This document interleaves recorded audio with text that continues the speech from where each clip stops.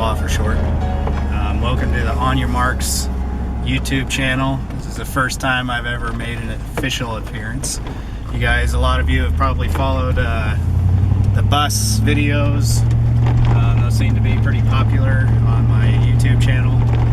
The purpose of that channel was supposed to be more for all of my goofy projects originally, and I do a lot of fabrication. It's what I've been doing for a living for quite some time. My wife and I, who is holding the camera, her and I have lived in Paradise, California for, what has it been, about 10-11 years. And for many of the modern world would know that Paradise, California just went through one of the worst wildfires in, what, about 100 years or something like that. As you can probably see to my side, a lot of devastation has occurred. We've pretty well lost the entire town, next to a few standing buildings. So yeah, we're starting a project, actually a number of projects. I lost my livelihood, of course, because of this fire, so we've been kind of struggling to figure out where our next step is. And through visiting my family, we ended up getting a couple little go-karts.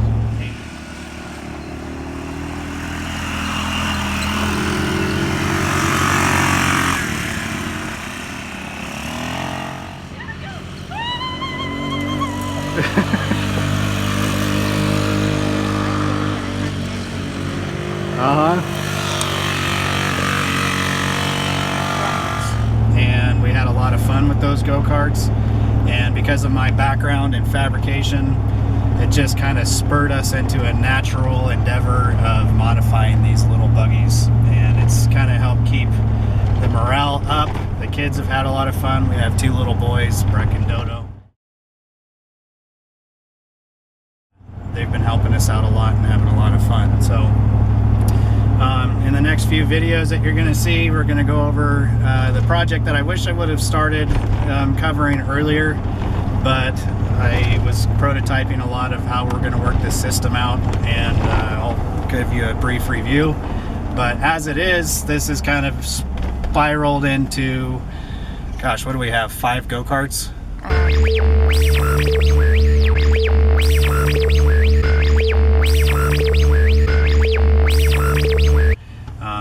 Yeah, stay tuned. So this is our street. It's a little tour of what we've experienced.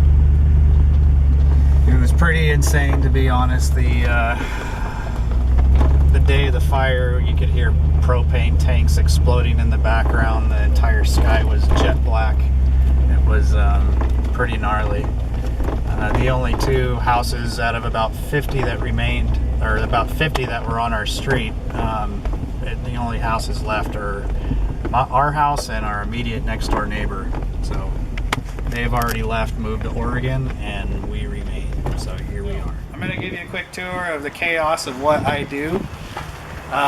This little building is one of the things that I like to tinker on. It was a carport that I've completely changed out. This was something I was working on just before the fire. Lengthened the walls, put a bunch of additional supports in the structure of it.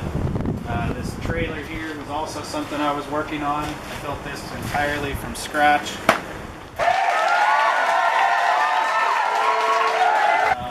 All my decking, which is over here, not much to look at, but all the decking got warped. It was all diamond plate steel decking, got warped in the fire. So right now I'm trying to rebuild most of my trailer. Fortunately, the frame is all in good shape. Tires I had were brand new 14-ply tires, and they got burnt to the ground. All the leaf springs were brand new. Everything was brand new. They were de-arced from the heat, so those are pretty well toast. Anyway, another project I've been working on. This is another one that you're going to see on this channel. This is my 87 GMC pickup. Put a 2007 24 valve Cummins diesel in this thing. It's got a G56 6-speed manual, an Atlas 3-to-1 gear reduction transfer case. I shortened the chassis, complete side short bed. I actually have almost all the parts now to finish this truck, so this will be another one of our little video series that we'll be covering. Right here too, just next to my wife, is a little speedboat project that my kids and I have been working on. Again, kind of had to take a back seat, but we found this cool little boat. It's, I don't know how long it is, about 10 to 12 feet long, all fiberglass, little speedboat. We're putting a whole jet drive setup in it from a 1100 Yamaha Wave Runner. Legally, these guys can only run about a 15 horsepower engine without being 16 years old. So we're gonna modify a 15 horsepower Honda. I guess it's 13 horse. The Honda GX390 is what I'm planning to put in this thing, but custom exhaust, this will be another fun project. But as you can see, I've got a lot going on. More junk, my treasure. Picked up this 80, what year is this thing? It's an 84 Chevy crew cab dually. It was a complete truck. It's a registered diesel. Again, as you saw in my 87 crew cab project, I have another Cream Puff 89 crew cab dually that's a gas truck. So I bought this all for the registration chassis. It's 4-wheel drive. My other truck's a 2-wheel drive, so eventually this is going to be another Cummins project. Eventually. We'll see how long. Piece of junk trailer I got with one of the carts. I've got a bunch of these old GMC farm trucks that I'm going to be doing a lot of rat rod projects on. Again, I'm going to try to start covering all this stuff so you can kind of be involved in the chaos I do.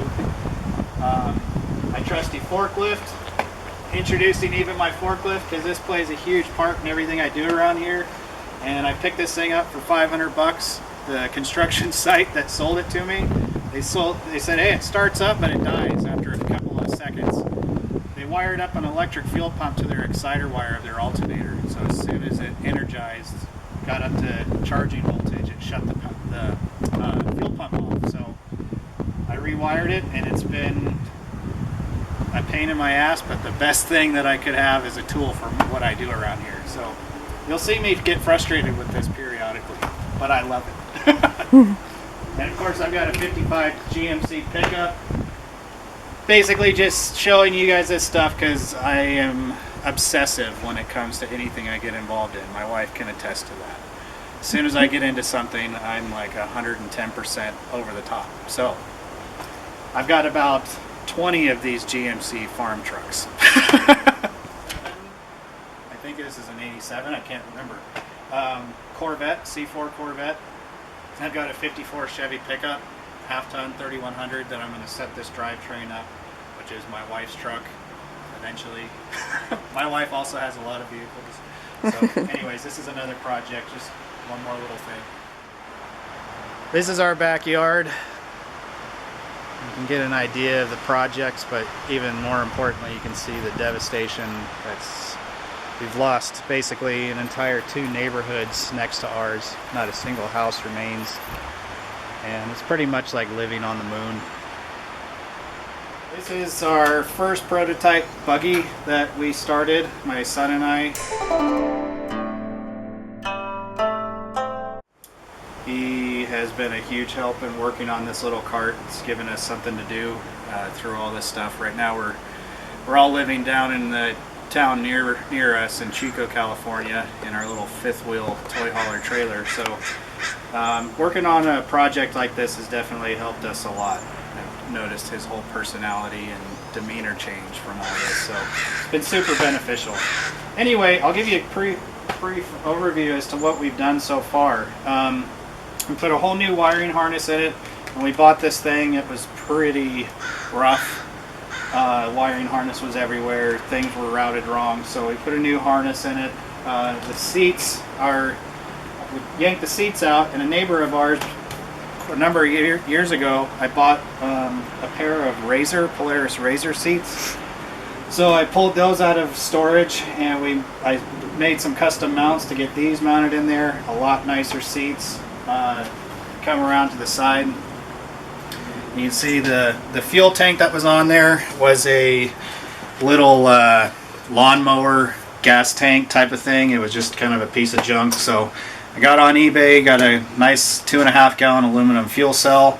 It actually has a sending unit that we're going to wire the sending unit up to a custom dash when I get to that point. Basically built an entire custom stainless steel header pipe. It's all wrapped in heat, fiberglass heat wrap. Got a MagnaFlow muffler. That head pipe is a 1.5 inch head pipe, stainless steel, which goes into a 1 3/4 MagnaFlow muffler. The ignition or the fuel system is basically a 2-inch diameter coupler to a 6-inch long uni air filter. I did a custom 2-inch stainless steel intake pipe. Ordered up a silicone coupler. I have a 30 millimeter carburetor that right now where I just ordered a AEM fuel management, or I guess it's a fuel to air ratio gauge that I'm going to make a custom head pipe just for tuning. So we'll hook that up and be able to monitor where it's at as far as its stoichiometric ratio, which is 14.7 to 1 is ideal. All you gearheads out there. So we'll be able to get the main jet and idle jet set up to where they're running exactly where they should be. So far I've run this cart and it's running excessively rich, so it doesn't quite perform how I'm expecting it to. Went through and put a new ignition CDI coil combination unit. This right here is from K&M.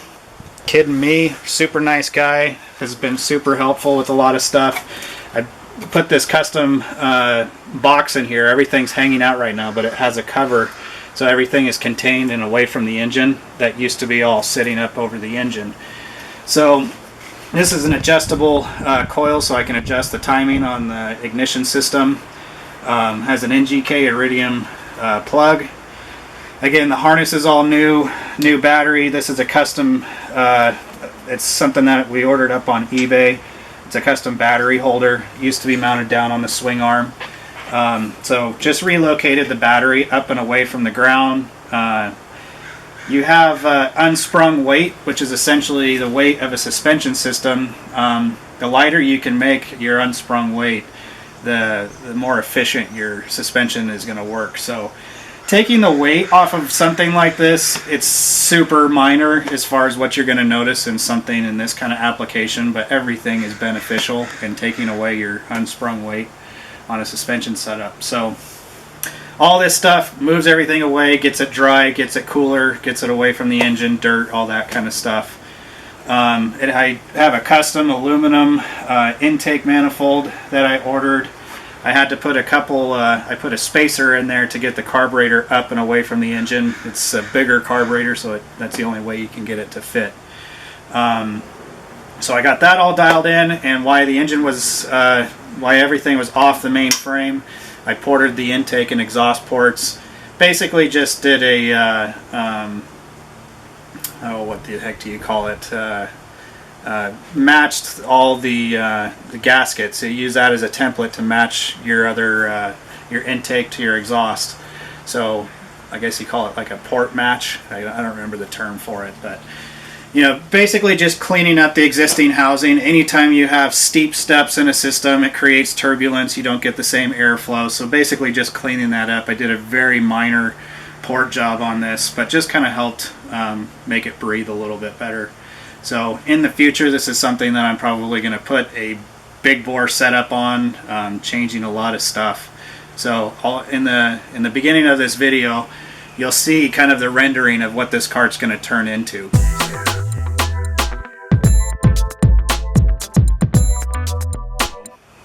In time, after we get the mechanical stuff done, I'm going to get all the other carts dialed in so we can go race and have some fun.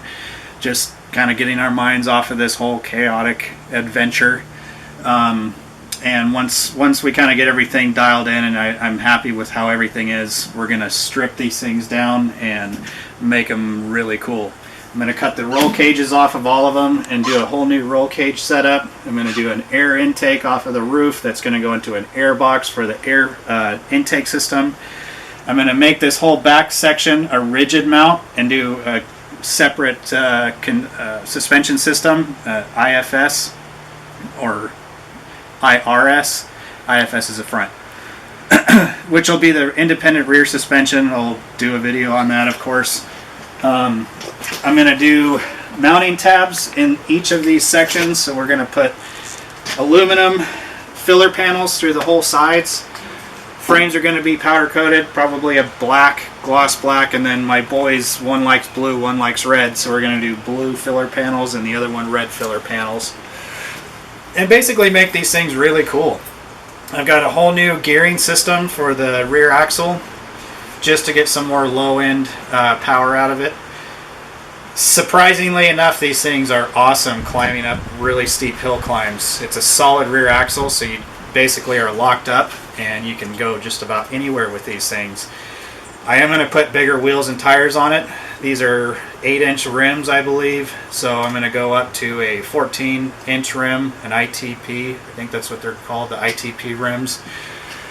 It's the same 4-on-110 millimeter lug pattern as a lot of Honda quads, and it's a pretty standard bolt pattern.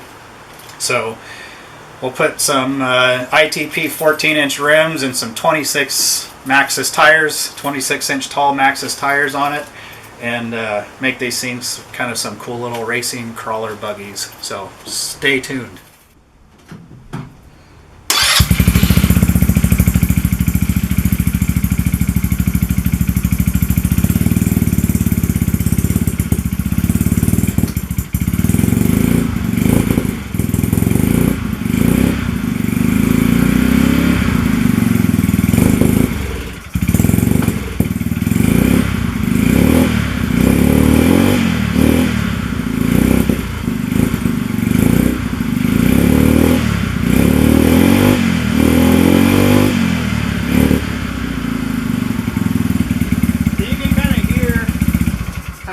Up on itself. I mean, it is cold right now, so when it warms up it's not quite as bad, but you can actually hear as you accelerate it kind of like struggles, and that's because it's getting loaded up. There's way too much fuel going through this thing. So again, when we put that AEM air to fuel ratio gauge in there, we'll be able to monitor exactly where the air to fuel ratio is at and be able to play with the jets until we can get that thing leaned out to a point that it's running where it should be. Long-term plan for this go-kart is to add as much performance as I can to this little motor. Probably something I should have referenced before, but I didn't. This is a GY6 single cylinder four-stroke engine. Didn't really know anything about them until I got this little go-kart, and now I'm totally captivated and intrigued. Like I said earlier, when I get into something, all of a sudden I get kind of obsessed with it. So I could put a street bike engine, I could do all these little things to fabricate and change everything, totally could do that. However, I like to challenge myself in ways to see what I can maximize the potential of certain little systems. So that's where I'm at with this. I want to maximize it just for my own entertainment. So one of the number one issues that these little engines have is they run pretty hot. And when you start adding performance to them, they start to have an even harder time cooling down. There's a little built-in fan that pushes air through a little shroud, pushes it around the front top end of the engine, the piston. On the other side where the CVT, centrifugal clutch setup, is at, it has another fan built in, and it pulls air through it. Those are basically the two main cooling systems, the only two cooling systems. So what I have decided to do, this is kind of long term, not really necessary when the engine's predominantly stock, it's a 150cc engine, is I picked up one of these little oil coolers. These oil coolers are sold by a company, NYC. It's a fairly cheap setup. Again, these go-karts, the fun part of doing this project is that everything is really cheap. So essentially there's a little piece that bolts into the bottom of the engine, plumbs into this oil cooler. This oil cooler, I've decided I'm going to set actually, like this. I'm going to set this in here. I did it separate. I could have tied into that, but I did a separate band that I'm going to put this on. And I did that intentionally so I could put a slight angle to it. What I'm going to end up doing is building this outer aluminum sheet metal that's going to come around the side. But this section in particular, I'm going to have it opened up for a forced air. So forced air will come in through here and hit this little cooler. One of the issues with having it right here is in fact that the tire is going to kick dirt and probably pack this thing solid full of dirt, and then it's useless. So I will have to basically put a back shroud on it to keep dirt from hitting the back of it, but the front should be pretty good as far as you're going to get some dirt, but I mean it's a dirt go-kart, so it's going to happen, but it could easily be hosed out. So I'll build this little shroud here. It'll direct air into this cooler, cool the oil down, hopefully try to get the temperature dropped a little bit. I may put an oil temperature gauge on this. I'm going to do a custom dash on this that'll have tachometer, fuel level gauge, and probably an oil temp, just so we know kind of if it's getting too hot. Last thing is when you're setting up for welding this stuff,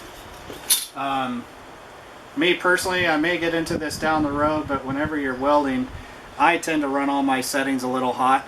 I've got a Miller 252 MIG welder. If it says it's set up for a 1/4 inch, I normally bump it up to the next metal thickness. I'd rather run hot, too hot, get the penetration in, than too cold and fight it. So that's my personal style. If you guys are interested in more welding techniques and information on that, I can get into that later. Before I go too, I wanted to show you one other thing that was done, since I'm kind of backtracking a lot of this. These seats, these Razor seats, have some additional support on the bottom cushion and the top from the factory seats that they came with, which are super simple, basic. Having that, the parking brake used to be mounted low and it would have interfered. So I just made a simple rise to get the parking brake up and above the seat so it's easy to reach. So I just made this little setup. Every time you're done welding something, you always want to spray some kind of spray paint or some kind of coating just to keep it from rusting, which could, in a long term, weaken the weld, but normally that's so long out it probably wouldn't have mattered. Anyway, I wanted to show you how the setup on this seat was done. What's really neat, if you have one of these are a Candy GKM 150 or 200. The seat mounts are the same exact width apart on the mounts, but as you can see, the offset is slightly different. So for the time being, actually not for the time being, this is how I'm doing it as far as the setup of it goes. All I took is a piece of flat stock steel, set up the mounts for the seat that are already in there. You bolt that thing down. As you can see from the side, I had to space it off a little bit to give it a clearance for the this bolt here. So these are the bolts that are set up for the original frame of the go-kart. I welded the tops of them so you don't have to try to get up underneath of them once this is bolted down. And then once this is bolted down, you can set it right down through the frame, and these pop through the bottom, put the bolts down, and it's all done. So this is a super simple conversion if you wanted to put the Polaris Razor seats in your Candy GKM 150 or 200.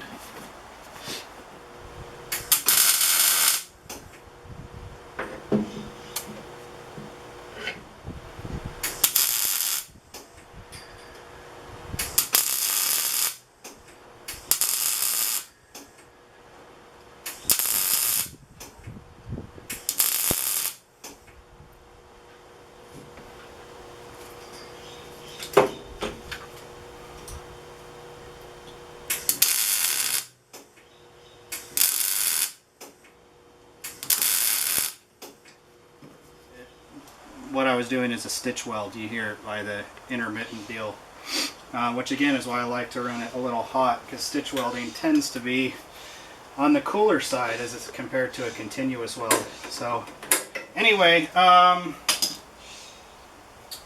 one suggestion I would always make as on a fabricator side of things is always have your hose on a hose reel.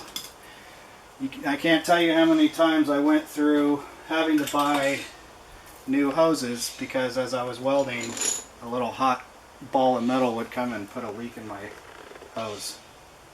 If I knew where my little sander was at. What did I do with that thing? You just had it. So anyway, sanded, you want to make sure the metal's clean prior to welding it. And obviously you take, this is probably the #1 tool I use, is a 3-inch sander. Normally it's I'll either have a 36 grit or a 80 grit. These are really super nice. They're the 3M quick disconnect little units. It's got a little quick disconnect deal on there. I like them because they're compact. You can get into small spaces with them. So the paint and everything on this is, everything I'm doing right now is just for function. Nothing is for glamour or glitz, because after all the work is done and everything's ready to go, I always like to put something behind so I don't overspray everything. But this is super sloppy, but it doesn't really matter.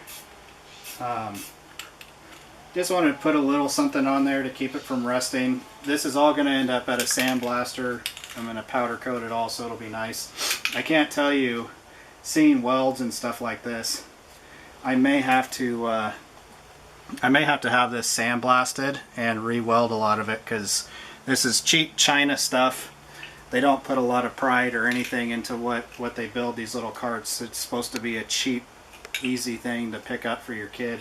So stuff like that, for me, it drives me nuts. And if you get into welding, you'll know exactly what I'm talking about. It's something that you definitely pride as far as having a nice clean weld. So yeah, at some point that's going to be probably something I'll go back over this whole thing and just weld all the welds back up, grind them down a little bit. I did a 58 Nomad chassis that all the factory welds just looked like bird poop, so I ground all of it out and welded everything back up, and it turned out really, really nice. So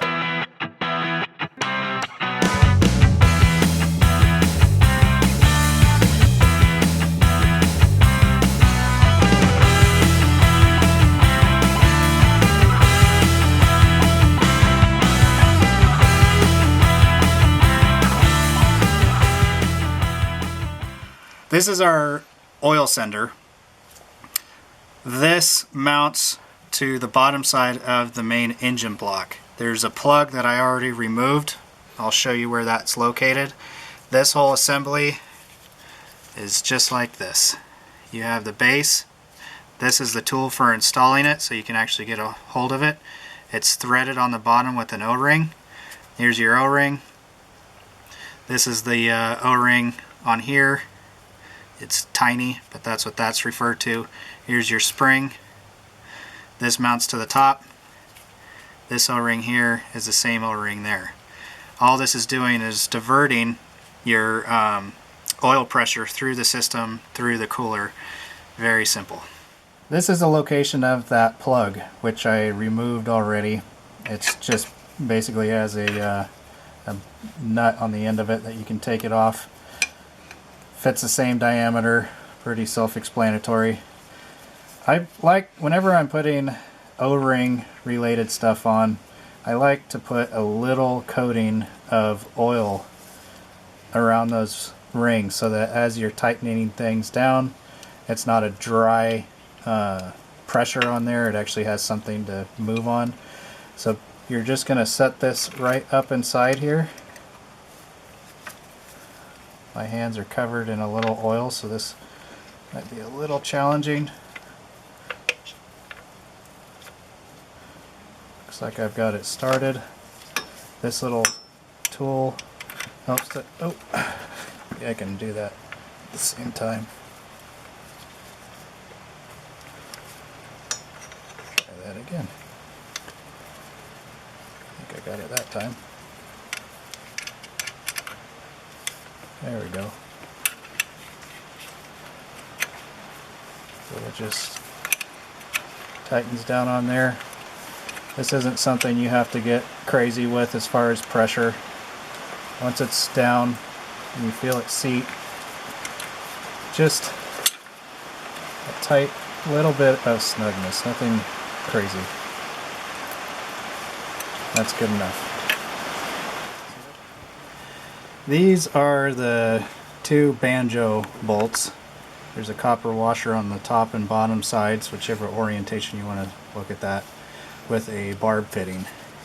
These barb fittings, I haven't tightened this down. I just barely put a little bit of, tiny bit of pressure, because before I tighten them down, I want to make sure that I have the proper fitment of these hoses. So you'll have, see, as you can see, it already moved.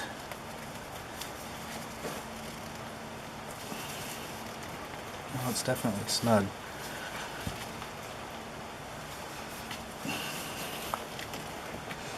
Almost there. Come on, sucker.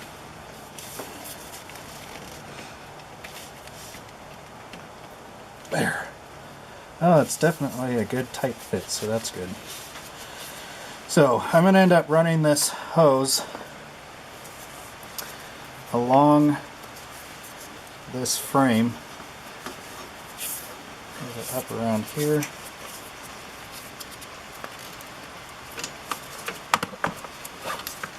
So anytime you're putting something together for the first time, it's always good, just as a rule of thumb, not to tighten anything down. You always want things to be a little on the loose side.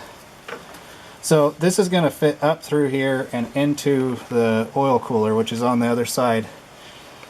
The oil cooler, the fittings are going to have to be orientated about the same as this, just facing this direction. So when I get this over here, obviously these pointing straight up the way it's positioned now isn't going to work. So I'm going to pick up a couple 90-degree elbows, which will basically do the same thing as what this has done. Put it on that direction, and then I'll plumb these into here.